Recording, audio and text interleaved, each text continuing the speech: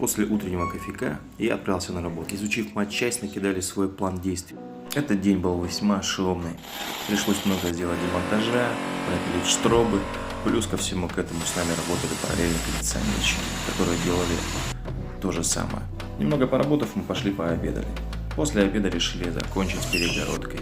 Нашили лист фанеры, далее обшили все это дело гипсокартоном.